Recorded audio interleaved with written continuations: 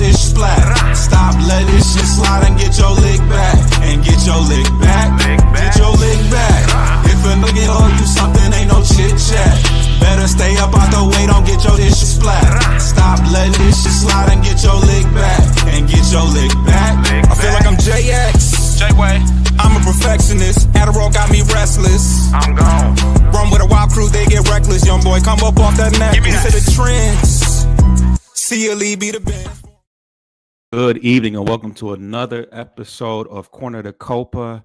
I am here. I wanted to give you guys a reaction to the AJ Hinch interview that happened this morning on 97.1. He had a lot of interesting things to say about spring training and just the overall vibes and everything going on in spring training.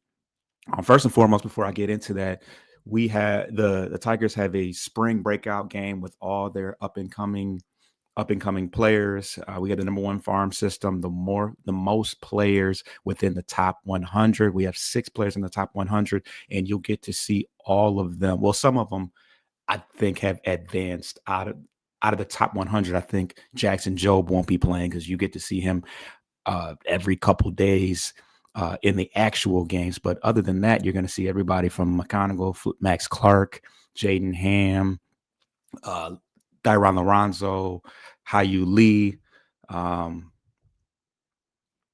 But yeah, so yeah, you'll get to see all those guys on March 16th play against the Atlanta Braves and all of their up and coming stars. But let's get to the AJ Hinch interview. He started off kind of talking about Miguel Cabrera and how just his presence around the team and how he was, just really proud of something. Obviously, he played with a handful of guys that were on the playoff team last year, but he was just really excited to come in and work with them. He was in pretty good shape, and he was just really proud of the team and the effort they put in last year to get to the second round of the playoffs.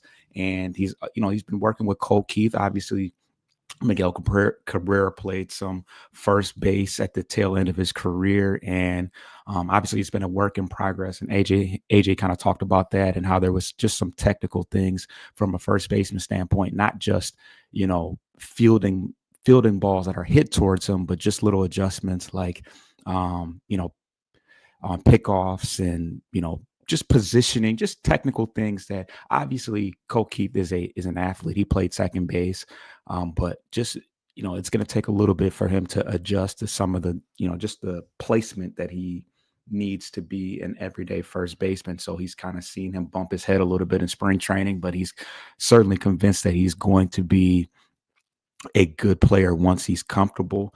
AJ Hinch talked about Jackson Jobe and the possibility of him still making the team as a long reliever. And AJ said that if he believes that he is good enough to be a starter on day one, he will be with the team. And if not, he will start the year in AAA, which is, pretty much what we expected. I think that when Jobe is ready to make that full transition, it's best that he just stay within the role that we expect him to be. So if he has to, make a couple starts in AAA, I don't think it's going to hurt. It's not going to hurt him, and it's certainly not going to hurt the team, because the team seems to be, the cup is runneth over with starting pitching right now. So I think it's a win-win opportunity for the team either way. AJ talked about how the team is deeper this year, and some of those guys that had, surefire jobs going into last year will have to compete this year. He didn't go into a lot of detail, but I'm assuming he's talking about guys like Torque. Torque is obviously somebody that has used the competition and the fact that he may not make the team.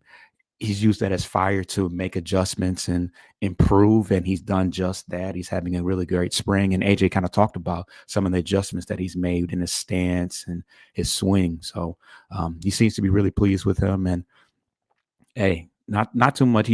Torque is doing a lot, pretty much everything that they would have asked him to do. And he had a solid game yesterday. He had a couple. He had 4 RBIs yesterday, a 2-run home run on a 95-mile-per-hour fastball, and he had a 2-run single as well.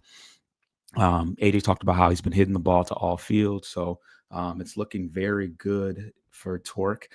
They asked him about Malloy, it basically, essentially being a Malloy versus Torque situation, and AJ Hinch said that there was a possibility, given the fact that Malloy is hitting really well as well, that they could both make the team, which is very interesting. It's something that crossed my mind because they're both playing so well, and because the need for power bats, the right-handed position, was such of importance. You can't have enough of that. So that's actually really encouraging to hear from AJ. I think he said that ideally defensively, as far as versatility, and of course we love versatility, he would like for it to be one or the other, but he's going to put the best 26 guys out there, and that very well could include a Malloy and a Torque. Um, Speaking of defensive versatility, he basically said that the term every day, I mean, this was asked about Javi Baez, is he the everyday shortstop? And AJ said that on any given day, you know, not only is the first 26 man roster going to be contingent upon who we play first, which is the LA Dodgers, but it's going to be constantly changing because of the defensive versatility that a lot of players do have. So an everyday situation, the term every day is to be used lightly, especially when on any given day we could see a Javi Baez playing third, and that's what you're going to see today. That segues right into that. Javi Baez is going to be playing third, and Sweeney is going to be playing shortstop. So that is a possibility. He also talked about Javi's adjustment to, his hip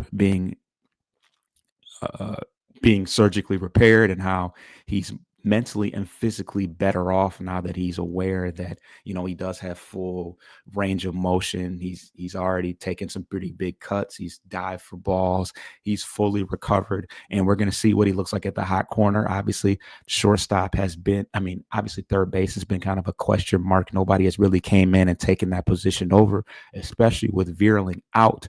So we're going to get an opportunity to see Javi at third base and Sweeney at short. So that could very well be something that we see going into the year. Javi's hit pretty well. Sweeney's hit pretty well as well. So that is certainly, in my head, I was thinking, let's see if Sweeney could play third, but Javi, I think, has a little bit more experience at third base. When he was first coming up and he was in the twilight of his career, he played some third base. So that is something that I don't think a lot of people have taken into account, but that, if we could, that would be the perfect recipe, especially if Javi's playing well, is hitting well, and can hold his own at third base.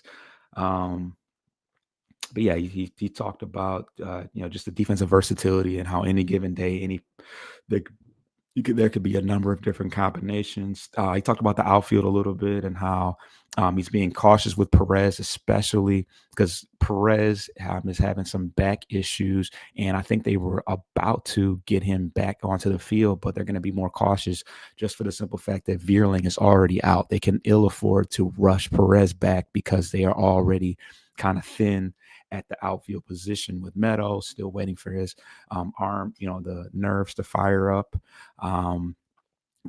Rylan Green obviously played center field, but I don't think they want to make that a route. They want to put him out there a lot. They're trying out Kreidler in center field, and yeah. Yeah, I think I pretty much covered everything. Like I said, he said that the Vierling injury is certainly going to influence who makes the team, because he is so versatile. He is somebody that can play in the outfield. So it's all things to be considered. But I'm really encouraged with the fact that he may be able to find a way to keep Malloy and Torque, because they are both having such a good uh, they're both having such a good spring, but he also realizes that is going to limit the defensive versatility. So um, I'm just glad that he plans on putting the best 26 players out there, regardless of not getting too stuck in his ways with how he likes to operate things. But yeah, I just wanted to give you guys a quick recap and reaction to the interview. We got a game coming up today, so Definitely want to pay attention to Javi at third base. And once again, a reminder, March 16th, we have the spring breakout game with all the young guys. So stay tuned for that. Subscribe to Bleachers to Speakers on YouTube and Corner to Copo on all audio aggregators. I'm out.